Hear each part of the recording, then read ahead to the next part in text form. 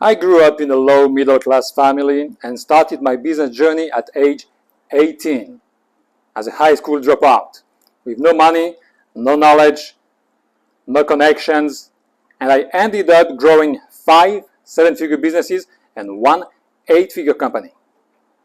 How did this happen?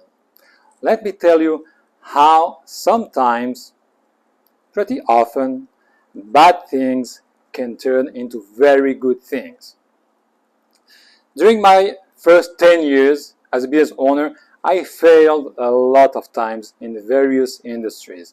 Then at one point, I was able to grow my nutritional supplement business, Super Smart. I was making up to $270,000 a year in revenue. So I called the business broker to know how much my business was worth.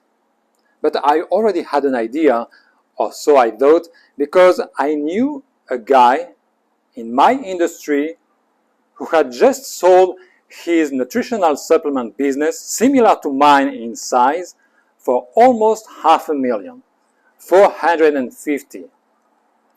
So I was very excited. I already had great plans in my mind once I would sell my business, such as traveling a lot, buying a car to my father, launching a new venture, and so on. Long story short, the first business broker that I met suggested that I put my business for sale at $55,000. What? Of course, I thought there was a mistake or a misunderstanding. Maybe he was talking about his fees, who knows? But he was not. He was talking about the done selling price of my business with no further explanation. I couldn't figure out why would my business be worth close to nothing while it makes $270,000 in revenue. And why would my competitor sell his business that's very similar to mine in size for almost 10 times more? So I called another business broker, and this one gave me a price in the same ballpark. And in addition, I realized that after negotiation, potentially, after broker fees of 10 grand and after capital gains tax, there's not much left. So I had the confirmation the very next day during a third meeting that I had with a third broker, a well-established bigger firm. I went there just to hear that they can't sell my company. For them, my business was unsellable. So I had to face it. My business was worth close to nothing. I left the meeting as depressed as one could be, and as I was walking on the street, I passed by chance a Porsche dealership. And I've always liked German cars, so I walked in to take my mind off things and, refresh my ideas. I looked at the cars randomly. Some were new, some were old. Prices went from $30,000 to $400,000. And there was this scary salesman, and he asked me if he could help. I told him that I found it crazy how, despite the fact that they all looked the same, these Porsche were such significant difference in price, from $30,000 to $400,000, and they all look the same. And then he told me there are many criteria, and Porsche experts know exactly what to look at to determine the value of each of them. Wait, I said. Can you repeat what you just said? And he said it again. All these Porsche look the same, but experts know how to value each of them in a minute. Something unexpected clicked in my mind. I had just made the connection with businesses. For an undiscerning eye, the business of the guy I knew who sold it for almost $500,000 and my business looked very similar, but from an expert's point of view, his business was worth 10 times more than mine. It was all of a sudden obvious that as for these Porsche cars, several other factors were involved in the valuation of a company, not just the revenue and the profit. And as for these Porsche cars, I had no clue of what were these other factors. I had the wrong vision. I just couldn't get it. The salesman started to list all the things that I couldn't care less for, like the year of the models, the engine, and so on. My reflection was that to know exactly what makes the difference and which criteria to look at, I needed to be the equivalent of a Porsche expert, but for businesses. The sales rep ended up by asking what I was doing for a living. And my answer was, I'm in mergers and acquisitions. I had just made the decision on the spot to know exactly what makes a business a valuable business. I had to be an insider. And that's how I started my career in mergers and acquisitions.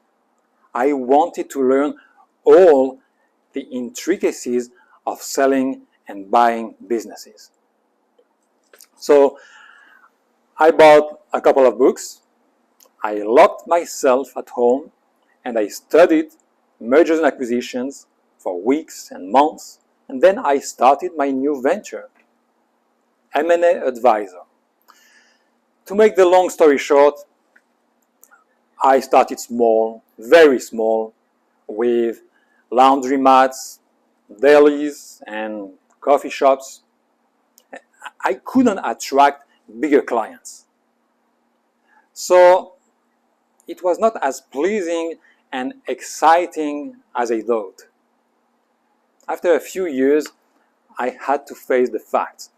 I was not making money, not serious money, and I was not learning anything with those people that I was working on a daily basis. So I considered giving up.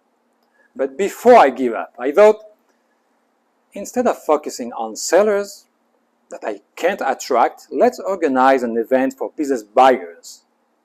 And if I can't make any contact there, I will call it a day and work back on my nutritional supplement business that I still had aside. So I organized this event, and there I met a guy called Jack, the owner of a private equity group, by chance, because he was not among the people that I invited. He was just working on the same floor where I rented the room. And I ended up talking with him about my own business, my vitamin business, that I was looking to improve and potentially to sell. And then he told me, listen, why don't you do this? And why don't you implement that? And this should work. And this you should get rid of. And so on. This guy had never worked in the nutritional supplement space. But I felt like he had been in there forever. Then, fast forward a couple of hours later, that same day, at another event, not mine, another one, I met by chance another guy called Ziad, the owner of a family office and a large private equity group. I talked about my vitamin business again with him, and then he was like, hey, here's what you should do. Here's what doesn't work. And try this. It will give you traction. And here's what I would emphasize. That's when I was blown away. Almost everything that Zia told me was the same that what Jack, the first guy, already told me that same day. And that no one before Jack and Zia had ever told me. And now I'm told the same thing twice, a few hours apart. Have you ever had an aha moment in your life? It hit me in the face. Two guys, each of them multimillionaires, 8 to 9 figure earners, from two totally different industries, who don't know each other, gave me their insights on my business in a field they don't know anything about. They told me 3 or 4 different things that they would do if they were in my shoes. They asked me the same questions and told me the exact same things to do. It was like there was a secret formula that only a certain category of business owners were aware of. And these guys would know how business should always be done, regardless of the industry. It was like there was a kind of a blueprint that can be implemented right away on any company to increase its value. And that's when I understood that business above a certain level was not conceived the same way as it was at my low 6-figure level. There was a whole new world that I could finally access thanks to Jack, because he was looking for a specific kind of companies to buy. And I moved heaven and earth to find him the right company to buy. I got my foot in the door and I never went back.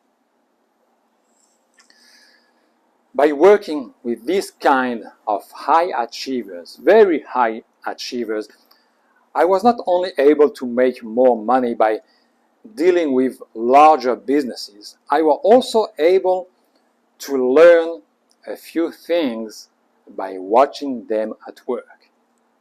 And that's how I finally sold Super Smart, my nutritional supplement business, 19 months later for more than 1.3 million. And that's how I have grown after that 5 7-figure businesses and 1 8-figure company. And that's how I have shown dozens of small business owners how to do the same. And that's how I wrote this book, where I put everything I learned and applied in all my businesses. You can buy it by following the link in the description or on Amazon. But I want to tell you something important. A lot of things happen by chance. But the chance only happens when you create opportunities. Look, I wanted to sell my nutritional supplement company. It was worth close to nothing. That's how, by chance, I became a mergers and acquisitions advisor, because I wanted to know more about business valuations.